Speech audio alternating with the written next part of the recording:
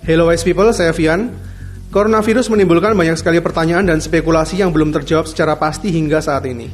Dari mana sebenarnya asal mula virus ini, dan bagaimana virus ini menyebar? Siapa yang menyebarkannya dan benarkah faktanya sesuai dengan yang dikatakan media selama ini? Karena skenario dunia saat ini selalu digiring kepada penularan melalui hewan yaitu kelelawar atau ular. Dan wabah ini dimulai dari Wuhan Seafood Market, kota Wuhan, China.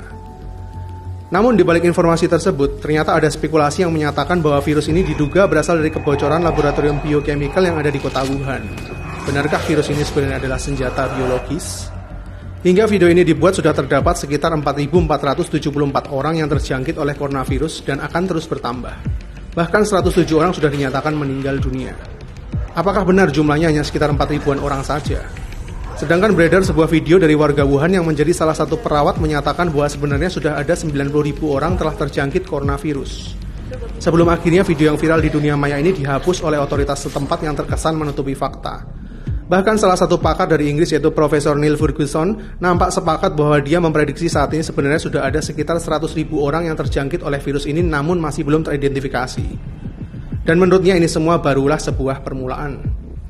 Bahkan sumber berita lain menyatakan bahwa ini adalah bentuk politisasi penyakit, di mana secara mengejutkan, ternyata coronavirus sebenarnya sudah ditemukan oleh seorang dokter berkebangsaan Mesir yaitu Dr. Ali Muhammad Zaki 7 tahun yang lalu.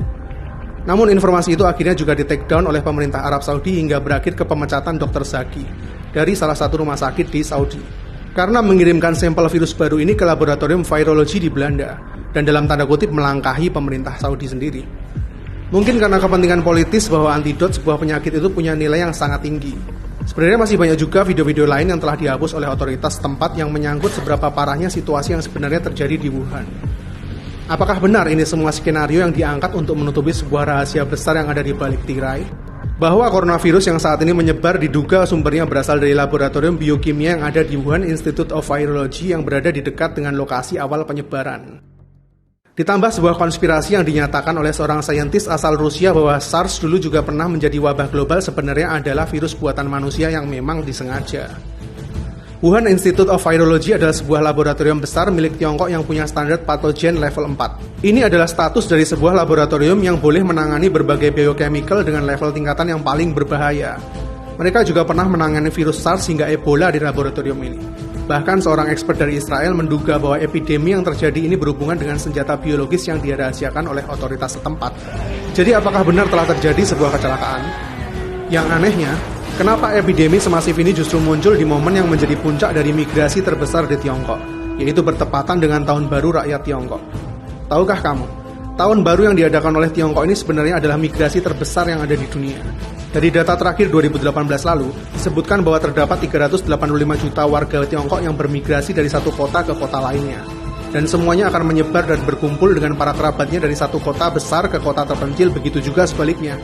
Bayangkan seberapa cepat epidemi ini akan menyebar ke seluruh penjuru Tiongkok dalam waktu sebulan saja. Kenapa timingnya sangat tepat untuk sebuah dalam tanda kutip kecelakaan? Apakah ada yang mengatur ini semua setelah begitu banyaknya tekanan yang dirasakan oleh Tiongkok? Pasca perang dagang yang belum kunjung berakhir mulai tahun lalu. Kemudian terjadi huru-hara di Hong Kong yang belum juga selesai. Dan kini sebuah epidemi virus yang punya skala lebih besar lagi. Sehingga saat ini kondisi perekonomian Tiongkok menjadi semakin terperosok hingga mencapai titik stagnan perekonomian terendah selama 27 tahun terakhir. Setelah digadang-gadang akan menjadi negara dengan perekonomian terbesar di dunia mengalahkan Amerika pada tahun 2030 nanti.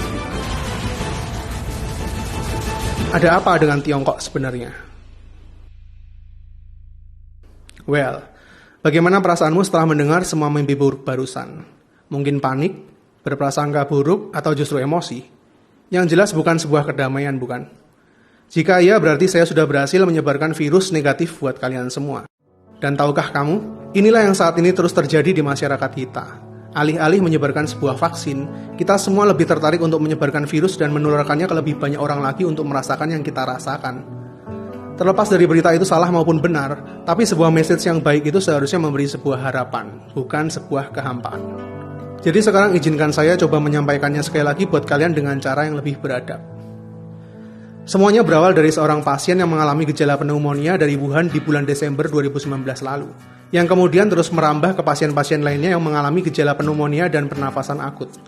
Seiring bertambahnya pasien yang disinyalir berasal dari Wuhan dalam kurun waktu 14 hari ini, pemerintah Tiongkok segera mengambil tindakan untuk segera mengisolir kota Wuhan dengan harapan supaya epidemi ini bisa lebih terkontrol.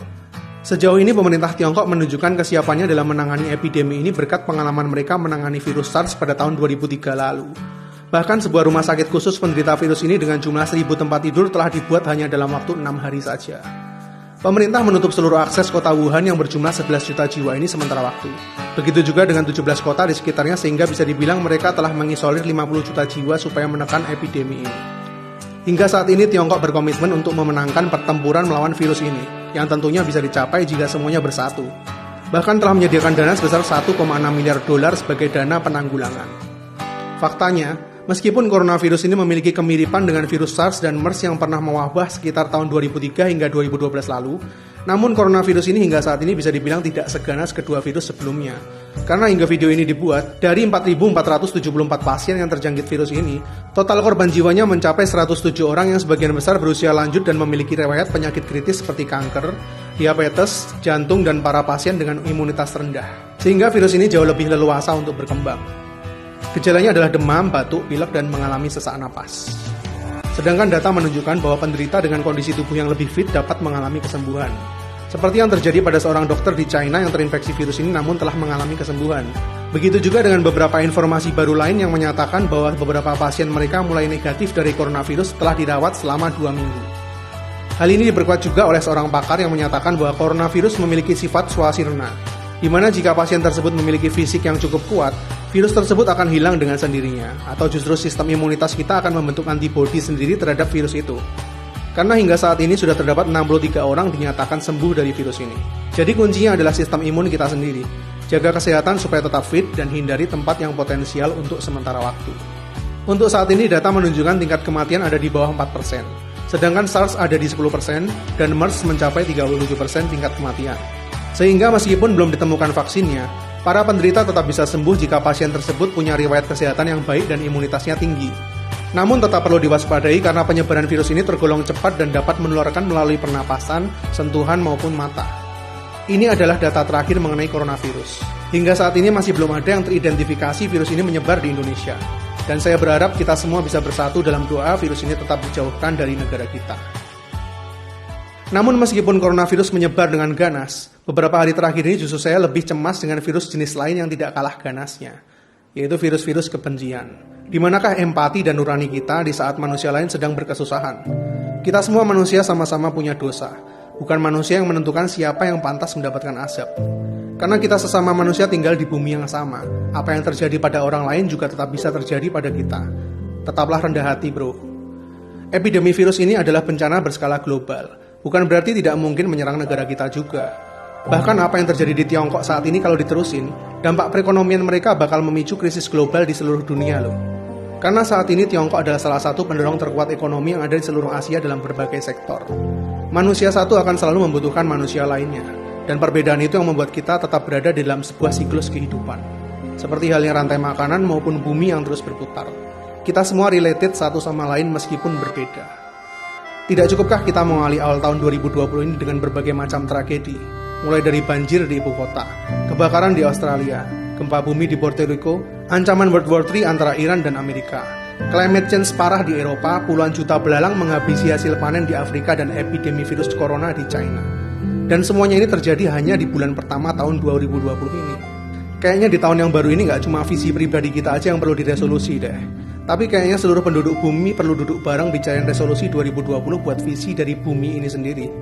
Karena sejujurnya bumi ciptaan Tuhan yang telah diciptakan harmonis, sempurna dan indah ini kodratnya setiap hari juga terus dirusak oleh virus-virus yang paling jahat.